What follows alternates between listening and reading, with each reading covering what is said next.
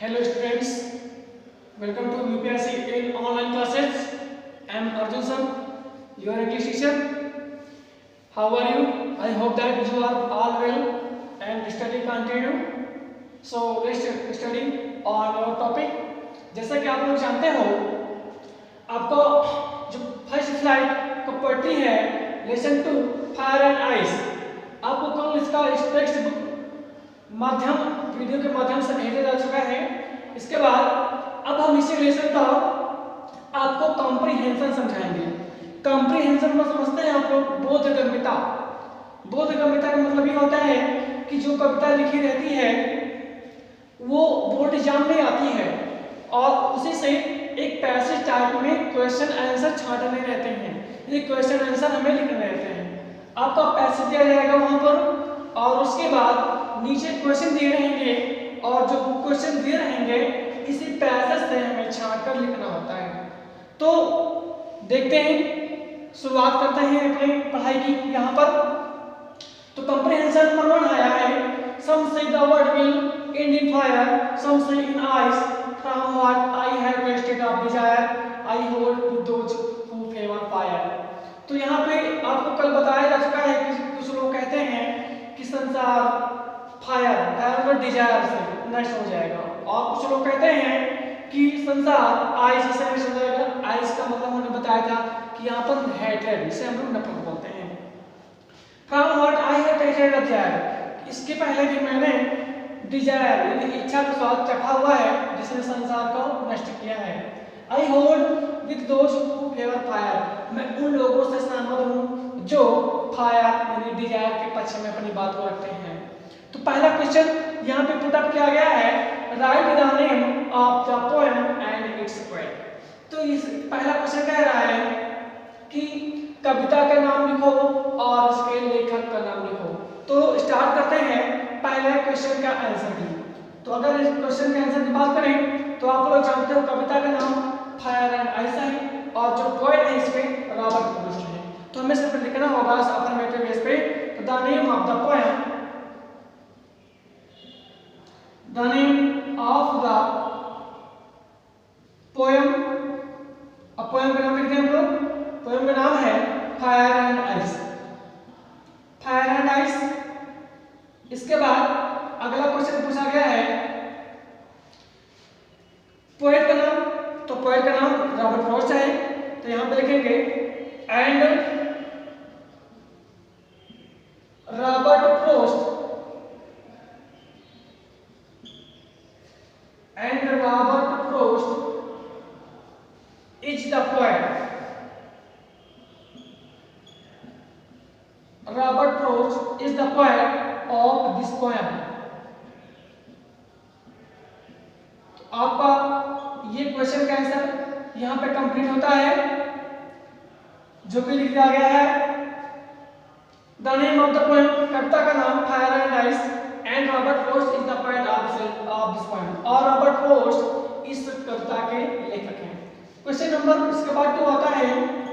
2 में क्वेश्चन पूछा गया है according to some people how will the world will end in fire. तो क्वेश्चन पहले यहाँ पे हम लिख रहे हैं according to some people, according to some people,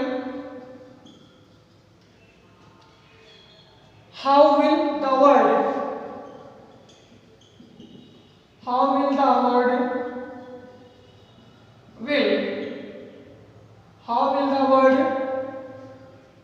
end in fire।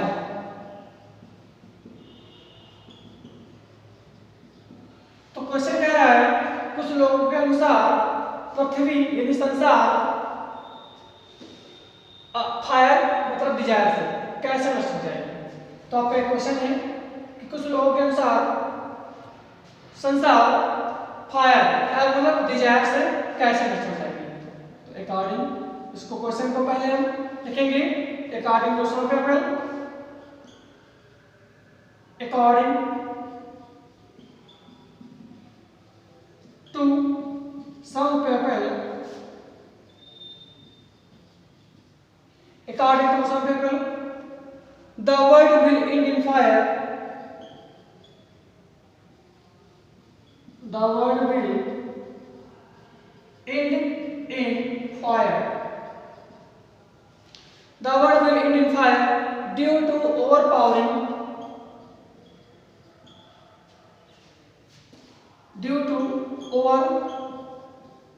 overpowering desire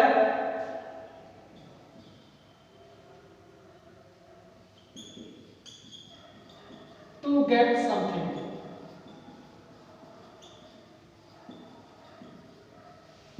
यहां पे ऐसा लिखा गया है, कुछ लोगों के अनुसार संसार विल एंड इन फायर, इच्छा से नष्ट हो जाएगा। इस कारण ओवरपावरिंग डिजायर, ऐसी इच्छा जो हमें कुछ पाने के लिए उत्तेजना पैदा करती है, यानी ओवर डिजायर, यानी पूरे संपूर्ण चीज को पाने की इच्छा जो हमें रखती है, वो हमारे जो संसार को नष्ट कर देगी। तो आपका ये दूसरा क्वेश्चन रहा है। अब इसके बाद हम लोग बढ़ेंगे इसी पैसेज के थ्रू से तीसरे क्वेश्चन की ओर। तो तीसरा क्वेश्चन है, what does ice mean here? Question number 3 है, what does ice mean here? Question कह रहा है यहां पर आइस का क्या अर्थ है या क्या मतलब है? तो आप लोग जानते हो आइस का मतलब बताया था हमने शुरुआत में ही, हेट्रेड यानी नफरत। तो इसका आंसर लिखेंगे ice means here hatred. Hatred का मतलब होता है नफरत, फॉर समवन।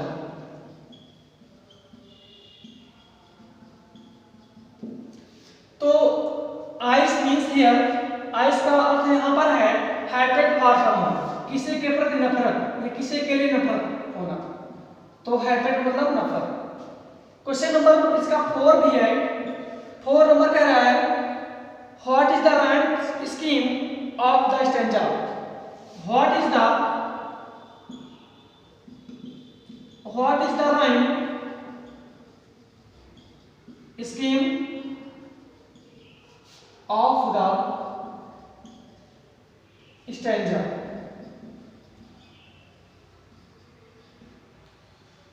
जो कविता का लयबद्ध योजना है वह क्या है, ये हमारा क्वेश्चन पूछता है। आप लोग जानते हो कि जो राइम मॉडल लिखे जाते हैं वो लयबद्ध शब्द लिखे आते हैं। लयबद्ध शब्द का मतलब होता है मिलते जुलते शब्द। मिलते जुलते शब्द का मतलब ये होगा, जैसे मैं आपसे कोई कविता पूछ कहें, इसमें आपको राइम वर्ड से निकालना है। पहले हिंदी में एक कविता बोलते हैं, जिसे कहा जाए कबीरा खड़ा बाजार में सबकी मांगे खैर, तो अंत में क्या है खैर, ना काहू से दोस्ती ना काहू से बैर, तो अंत में आया बैर। तो यहाँ पर राइमिंग वर्ड की बात करें तो बैर और खैर हिंदी के माध्यम से मैंने आपको बताने का प्रयास किया। तो यही लयबद्ध शब्द होते हैं हमारे, जो राइम वर्ड्स कहलाते हैं। अगर यही हम इंग्लिश में छांटते हैं राइमिंग वर्ड्स को, तो आपको यहाँ पे दिखाई दे रहा है फायर, डिजायर। ये दो हमारे जो हैं राइम वर्ड्स हैं इस कविता में। तो इसका हम आंसर लिखेंगे the rhyme scheme of the stanza. The rhyme scheme of the stanza is, इसके बाद डैश का निशान लगा दें आप लोग, जो है उसको लिख दें फायर, इसके बाद है इस तरह का डिजायर। तो ये हमारे जो लयबद्ध शब्द हैं, मिलते जुलते शब्द हैं, जिसे हम लोग राइमिंग वर्ड्स या राइमिंग स्कीम के नाम से जानते हैं। ये आपका कंप्रीहेंशन कंप्लीट होता है। अब आपको हम कंप्रीहेंशन नंबर अगले की ओर ले चलेंगे। तो कंप्रीहेंशन नंबर 1, जिसे हम लोग बोधगम्यता नंबर 1 कहते हैं, ये यहाँ पर कंप्लीट होता है। अब हम आपको राइमिंग वर्ड्स नंबर 2 की ओर ले चलेंगे, जो दिया गया है यहाँ पे हिंट के माध्यम से आपको समझाएंगे।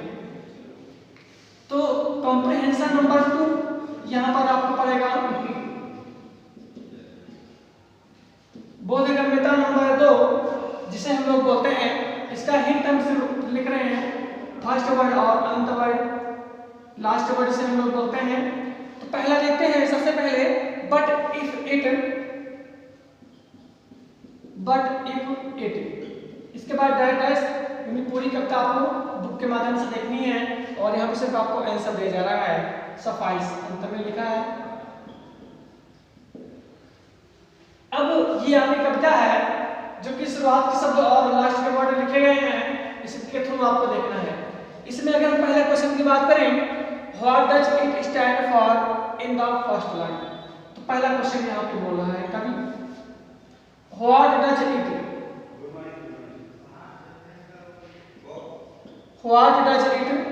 स्टैंड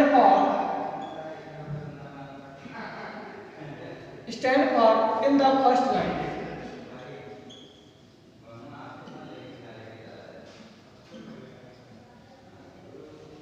तो कवि ने यहाँ पर एक क्वेश्चन पूछा है कि जो इट है यह यहाँ पर किसके लिए प्रयोग किया गया है, या दूसरे अर्थ में कहें कि प्रथम पंक्ति में इट किसका प्रतीक है, it.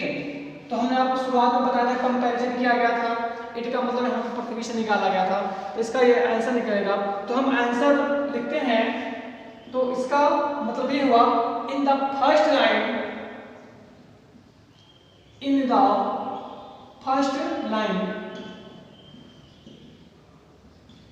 it stands for the earth, it stands for the earth, यानी इसका मतलब ये हुआ पहली पंक्ति में इट का प्रयोग अर्थ के लिए किया गया है, ये कह लीजिए इट का प्रतीक पृथ्वी के लिए है। नंबर क्वेश्चन 1 कंप्लीट होता है आपका। अब हम लोग क्वेश्चन 2 की ओर चलेंगे। क्वेश्चन 2 कह रहा है, what does the poet equate ice with, what does the poet equate, EQUAT, इसका मतलब होता है तुलना करना, ठीक है, equate ice with.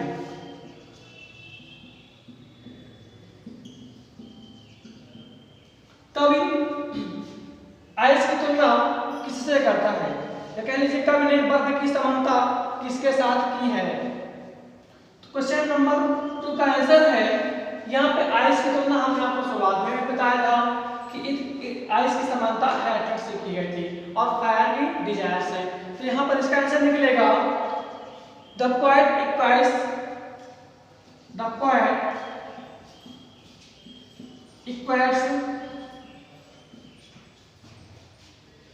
ice with hatred।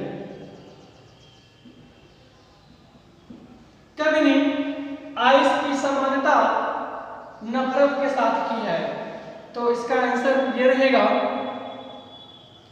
Question number 3 आता है। क्वेश्चन नंबर जब हम लोग 3 में पहुंचते हैं तो क्वेश्चन 3 कहता है, for what ice would suffice, for what. Question बहुत ही अच्छा है, समझने में बहुत ही आपको अच्छा लगेगा। For what ice would suffice. आप लोग जानते हैं सफाइस मतलब पर्याप्त होना होता है, जिसे हम लोग काफी मात्रा में बोलते हैं। तो क्वेश्चन नंबर 3 कह रहा है, for what ice would suffice, बर्फ किसके लिए पर्याप्त होगा, बर्फ किसके लिए पर्याप्त होगा। तो आप लोग जानते हैं बर्फ की तुलना किससे की गई है, नफरत से। तो डिस्ट्रक्शन समझ जाइए, डिस्ट्रक्शन मतलब विनाश। तो आइस वुड सफाइस, इसका आंसर निकालेंगे हम लोग। Ice would suffice, ice would suffice for the destruction of the world, for the destruction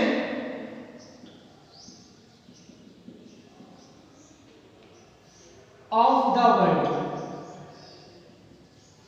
तो यहां पे लेखक ने बताया है, ice would suffice for the destruction of the world. Ice, ice को समझते हैं नफरत,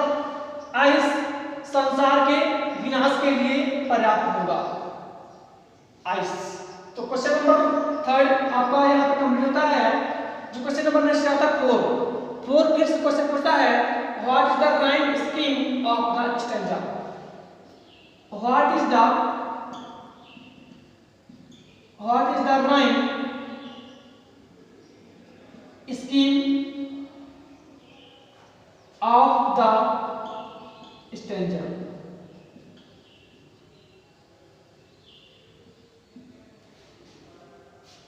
कविता में राइम स्कीम यानी लयबद्ध शब्द क्या है?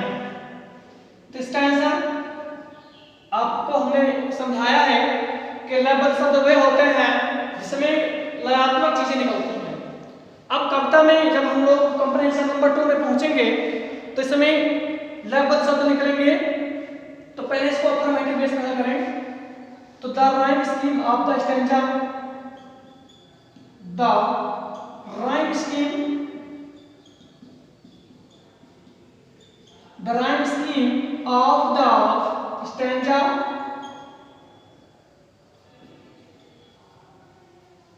is है। क्या है? जब आप कविता को ओपन करेंगे देखेंगे तो उसमें लयबद्ध शब्द निकलेंगे ट्वाइस। ट्वाइस मतलब जानते हैं दो बार।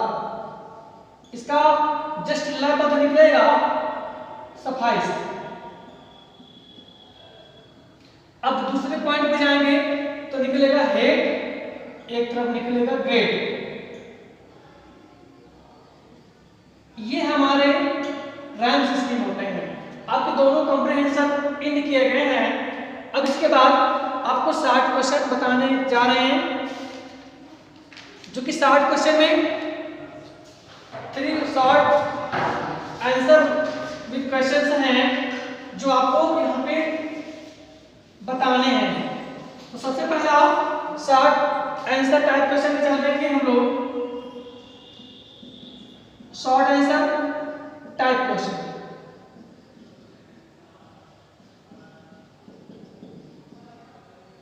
अब आपको यहां पे हम क्वेश्चन नंबर 1 बताएंगे। सबसे पहले क्वेश्चन नंबर 1 हमारा कहता है what message does the poet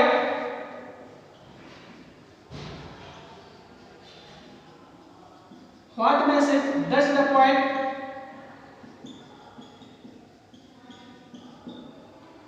want to convey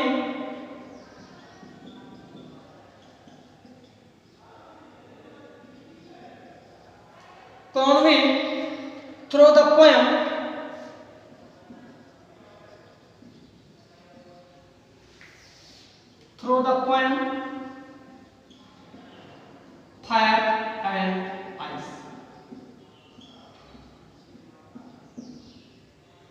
तो पहला क्वेश्चन है आपका जो 60 क्वेश्चन है, कविता फायर एंड आइस के माध्यम से कवि क्या संदेश देना चाहता है। तो क्वेश्चन नंबर 1 कह रहा है कवि फायर एंड आइस कविता के माध्यम से क्या संदेश देना चाहता है। तो क्वेश्चन नंबर 1 का हम लोग आंसर करेंगे पहले। तो the poet wants to convey the poet wants to convey the poet wants to convey through the poem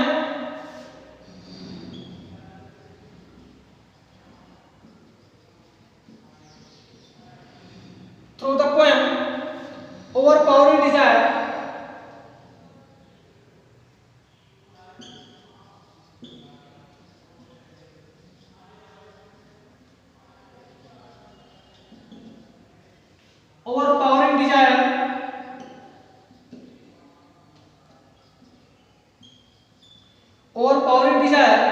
and hatred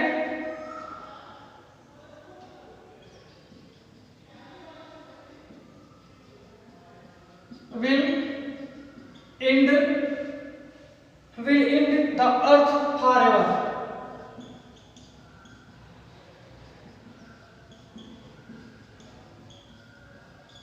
कवि फायर एंड आइस कविता के माध्यम से यह संदेश देना चाहता है कि ओवरपावरिंग डिजायर, उच्च अभिलाषाएं जो नेगेटिव थिंकिंग क्रिएट करती है और नफरत धरती को हमेशा के लिए नष्ट कर देंगे, इसलिए आइस और फायर से हमें बचना होगा।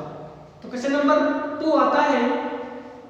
2 क्वेश्चन कह रहा है whose destruction is being talked about in the poem? Whose destruction?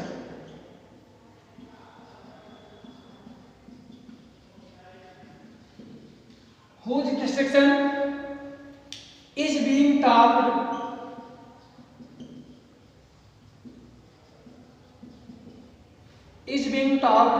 about in the poem?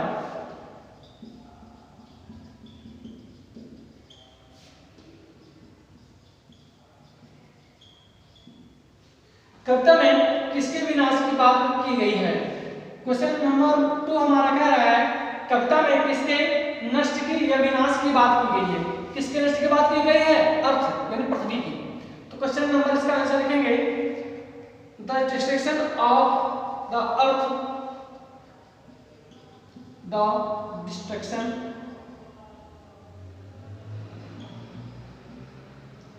Of the earth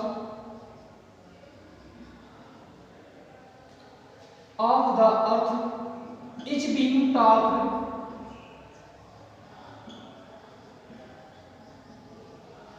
about in the poem.